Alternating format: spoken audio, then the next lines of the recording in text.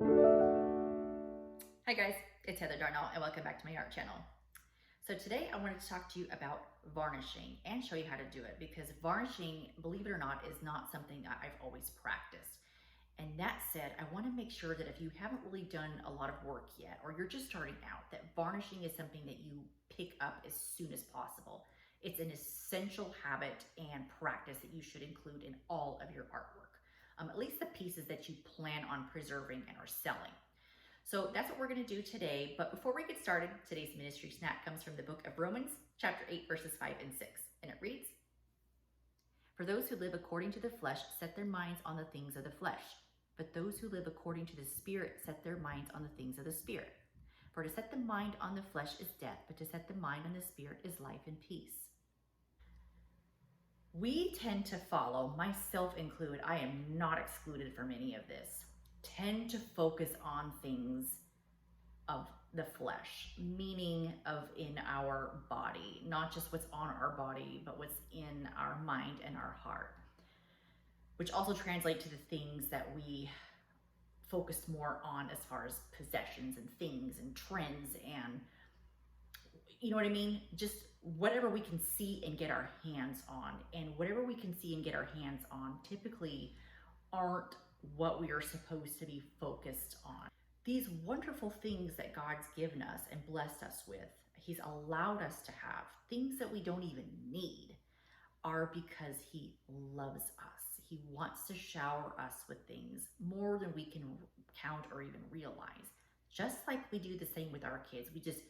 We see something that reminds us of them and we just want to get it for them. You know, we know they don't need it, but we just want to get it for them because we love them.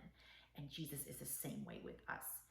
But wouldn't it hurt your feelings if your kids were just like all about the things that you were giving them and no longer all about you? And I don't know about you, but I would be like, I would be hurt.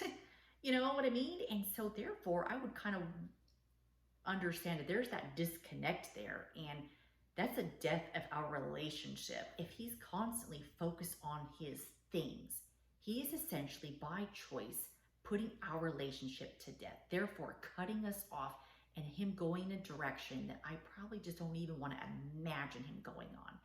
And that is how Christ is with us.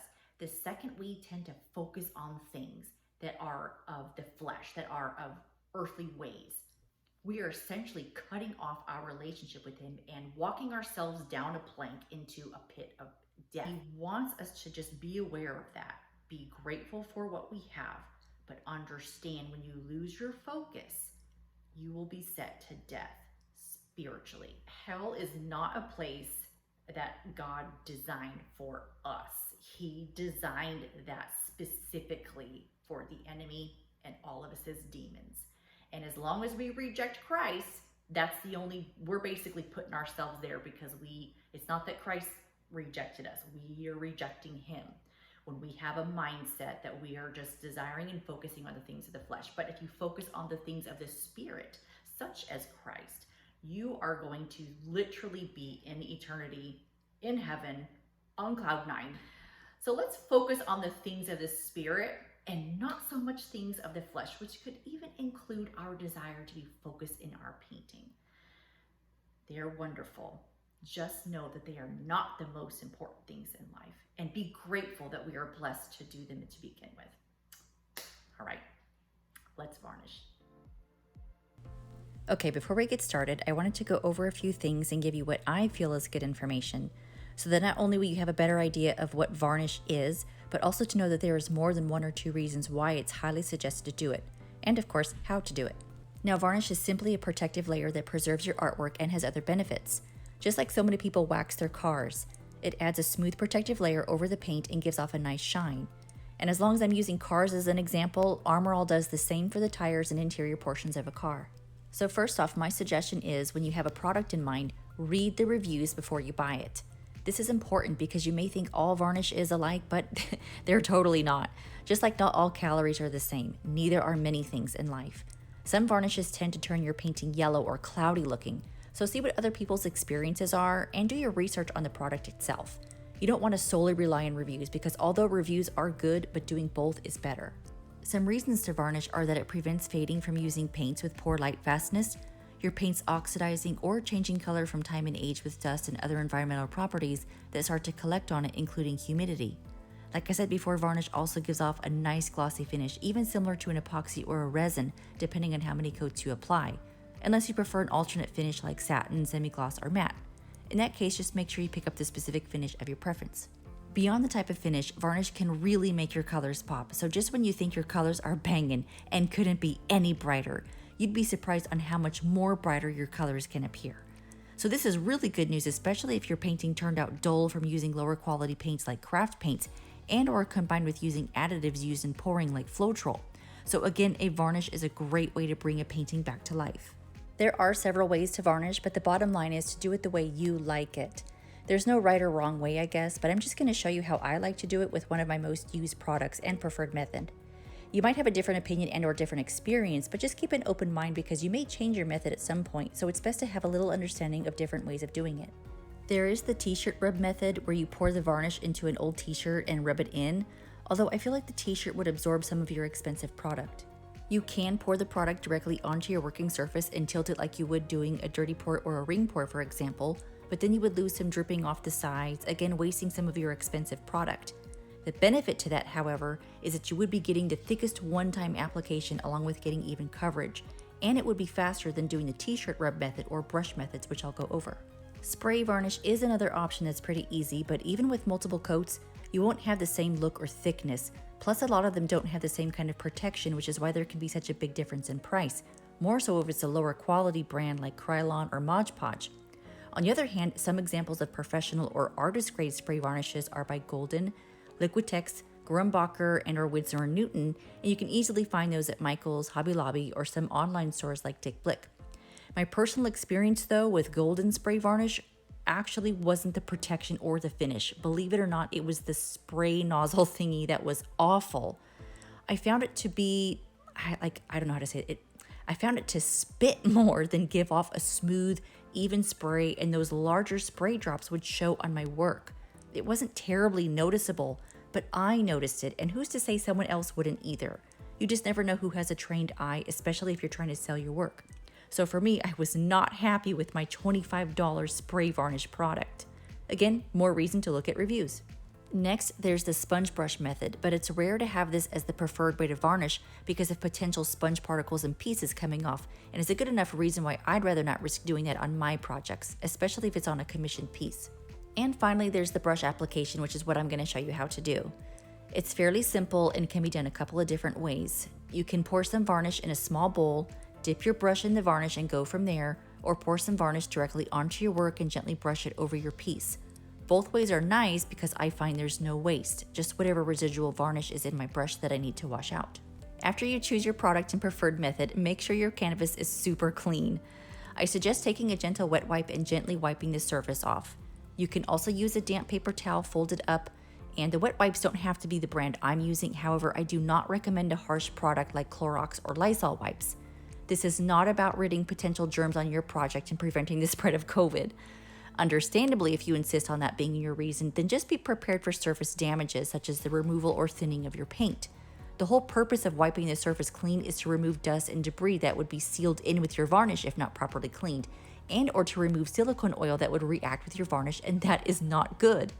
Also, make sure you have a good light source. Don't skimp out on your lighting. You want to be able to see what you're doing and evenly cover your painting. One last tip is to not shake your varnish. You'll only create a bunch of bubbles, too many to count, and if you don't have a torch on hand to pop them, well then good luck with that. And I really hate to say it in that tone, but without a torch, the bubble popping process being difficult is an understatement. Plus, there's usually no directions anyway that specifically tell you to shake before using. So don't shake things up, figuratively speaking, and shake what's not designed to be shaken. At least that's my opinion. Now, if you don't have a torch, that's totally fine. You can pop bubbles with a toothpick, but you'll be standing there, probably hunched over too, for who knows how long. I mean, seriously, who has time for that? And who's to say you'll even get all those bubbles because they can still be surfacing when you think you're done? So if you don't already have a little culinary torch, I highly suggest getting one. They're not that expensive, and you can easily find one at Bed Bath & Beyond, Target, Walmart, probably even Ross or TJ Maxx in their little kitchen and gourmet sections. And of course, we all know we can get just about anything on Amazon, although I couldn't say if they're fairly priced or not because sometimes they are and sometimes they're not. I think it all depends on the seller. Now, before I get varnishing, the only other things I recommend would be some gloves, some stands to put your painting on. You could even use plastic cups turned upside down if you don't have anything, and some sort of disposable lining like a garbage bag if you don't have a drop cloth. You could even use a gesso board if you wanted, which is great for the smaller pieces. All right, everyone. So I have two canvases here, as you can see, and the reason for that is because in my little informative segment just before this, I was explaining to you that there are two different ways to do the brush application method, which is, or at least the two ways that I like to do it. So I thought I would show you how to do both instead of one. But before I get started, I'm just going to pull out a little wet wipe, fold it like so, just like a little square or whatever, and just gently wipe it down in one direction. This is just to wipe off any dust, and then go back and do it again, going in the opposite direction. And it's key to kind of keep this same pattern when applying the varnish. This ensures even coverage. You can do the sides like so. I'm not really worried about, you know, too much of really anything settling on the side. It's usually the surface that I'm more concerned about. Okay, so that is done. In the trash you go. Now what I want to do is go ahead and start by just pouring directly onto my canvas here. And I'm just going to pour a little bit. And the great thing about this is it is self-leveling. By the way, I'm working with Liquitex Professional varnish. This specific finish is a satin finish. You want to make sure that your brush is pretty clean. It's not stiff with anything sticking on there already. And you immediately want to go ahead and just go in one direction. So don't worry if you see brush stroke marks. Again, it is self-leveling. Just gently go over the surface or the top like so. And then you can take your brush and just evenly brush upwards along the sides. And in this case, you won't need to really put any more on it because of all the varnish that's in your brush at the moment. It's pretty saturated, so you're good to go. And that would be it. Now, you don't have a lot of working time here. You really only have about 15-20 seconds before it starts to kind of set, so leave it. That said, let's go ahead and torch these bubbles.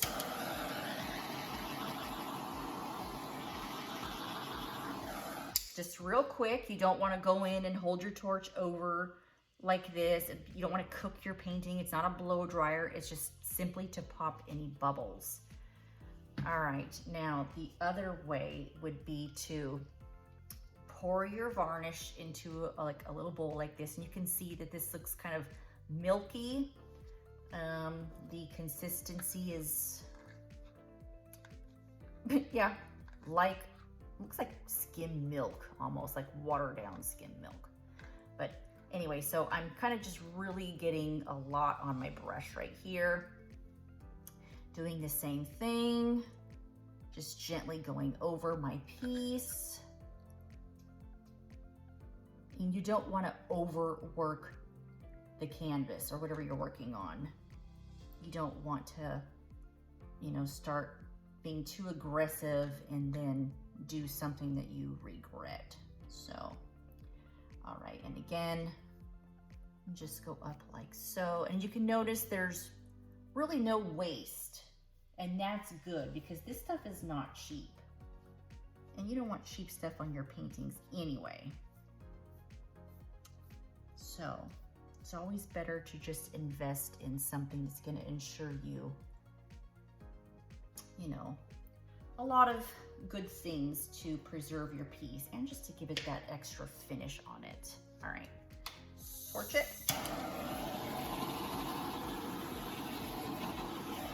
All done. All right, now I'm gonna go ahead and just stick my brush in some water there.